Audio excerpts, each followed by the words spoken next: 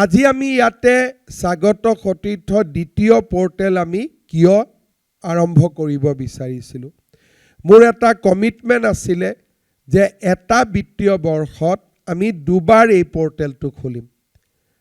31 মাৰ্চৰ আগতে আমি আৰু এটা ট্ৰান্সফাৰৰ প্ৰচেছ কমপ্লিট কৰিব খোজোঁ, যাতে যিজন কৰ্মচাৰীয়ে নতুন স্থানত যায় 1 April beginning of the financial ইয়াৰৰ পৰা তেওঁলোকে যাতে নিজৰ নতুন স্থানত গৈ যোগদান কৰিব পাৰে। ইয়াত আৰু এটা আছে যে যিগৰাকী ব্যক্তিয়ে এবাৰ এই স্বাগত সতীৰ্থ পোৰ্টেলৰ জৰিয়তে সুবিধা পালে তেওঁ আৰু দ্বিতীয়বাৰ আবেদন কৰিব নোৱাৰে। তাৰমানে মিউজিকেল শ্বেয়াৰ নহ'ব, অৰ্থাৎ যি 9,000 এবাৰ উপকৃত হ'ল, যে যোৱাবাৰ মই নলবাৰীত নাপালোঁ গতিকে এইবাৰ বৰপেটাত যাবৰ কাৰণে আমি চেষ্টা কৰিম, আমি দ্বিতীয়বাৰ তেওঁলোকক সুযোগ নিদিওঁ। তাৰ ফলত যিখিনি মানুহে বা ব্যক্তিয়ে প্ৰথমবাৰ ফেইল হ'ল তেওঁলোকৰ ৰেট অফ ছাকচেছটো এইবাৰ বেছি বাঢ়ি যাব। দ্বিতীয়তে এডিআৰি যিহেতু ৰিক্ৰুটমেণ্ট হ'ল এৰাউণ্ড 15,000 নতুন কৰ্মচাৰী, গতিকে এতিয়া choice of transfer mutual transfer লোৱা মানুহৰ সংখ্যাটো নিজে নিজে বাঢ়ি যাব।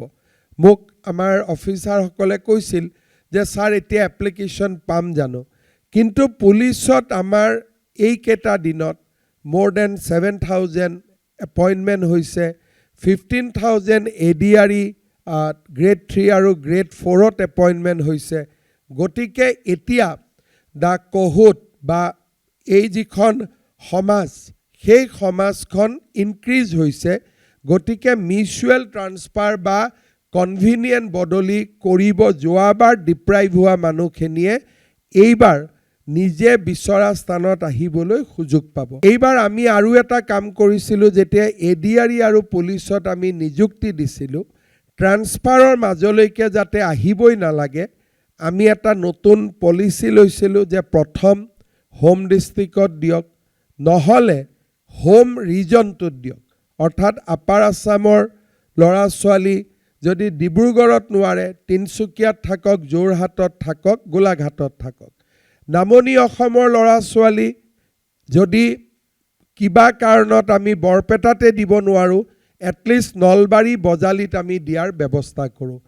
সেইকাৰণে মই ভাবোঁ যে নেক্সট 3 বছৰৰ ভিতৰত মোৰ যিটো টাৰ্গেট, অসমত ট্ৰেন্সফাৰ পষ্টিঙৰ ফাইল নোহোৱা হৈ যাব। কাৰোবাৰ হঠাৎ কেতিয়াবা বেমাৰ হ'ল বেলেগ কথা, আৰু এই সুবিধাটো যিহেতু গেজেটেড অফিচাৰৰ কাৰণে উপলব্ধ নহয় আৰু তেওঁলোকৰ ট্ৰান্সফাৰ আমি সদায় পাব্লিক ইণ্টাৰেষ্টত কৰোঁ, তৃতীয় আৰু চতুৰ্থ শ্ৰেণী ট্ৰান্সফাৰ বিচৰা ব্যক্তিৰ সংখ্যা একেবাৰে নোহোৱা হৈ যাব within a period of 3 years। নোহোৱা কিছুমানে ভাবিব যে আমাৰ কামটো হৈ গ'ল, আৰু কিছুমানে ভাবিব যে এতিয়া হাতত এপ্লিকেশ্যন লৈ গৈ লাভ নাই, আমাৰ যি হ'ব স্বাগত সতীৰ্থ পোৰ্টেলত হ'ব। আমি অহা 2 বছৰ পিছত নটিফিকেশ্যনো দিম যে এতিয়া আৰু কোনেও কাৰোবাৰ দেউতাকৰ কেঞ্চাৰ হৈছে, নিজৰ বেমাৰ হৈছে, এক্সট্ৰিম মেডিকেল গ্ৰাউণ্ডৰ বাদে মেনুৱেলি আৰু একো ট্ৰান্সফাৰ নহ'ব। সেই কথাটো কৈ দিয়াৰ লগে লগে বহু দিনৰ পৰা আমাৰ ডিপাৰ্টমেণ্টসমূহত, ডাইৰেক্টৰেটসমূহত চলি থকা এটা ব্যৱস্থাও নোহোৱা হ'ব, আৰু চৰকাৰী কৰ্মচাৰীৰ মনত যি ভয় সোমাই থাকে যে মই এনেকৈ কিবা কৰিলে মোক ট্ৰান্সফাৰ কৰি দিব, সেই ব্যৱস্থাবিলাকো নোহোৱা হৈ যাব। কিন্তু স্বাগত সতীৰ্থ পোৰ্টেল থকাৰ পিছতো চৰকাৰত ৰাজহুৱা স্বাৰ্থৰ খাতিৰত যদি আমি কিবা ট্ৰান্সফাৰ কৰিব লাগে, সেই ব্যৱস্থাটো সদায় মুকলি হৈ থাকিব। কাৰণ আজি আমাৰ কাজিৰঙাত 10জন ফৰেষ্ট গাৰ্ড আছে, কিন্তু তাতে যদি চোৰাং চিকাৰ হয় আমি 20জন ফৰেষ্ট গাৰ্ড পঠাব লাগিব তাতে।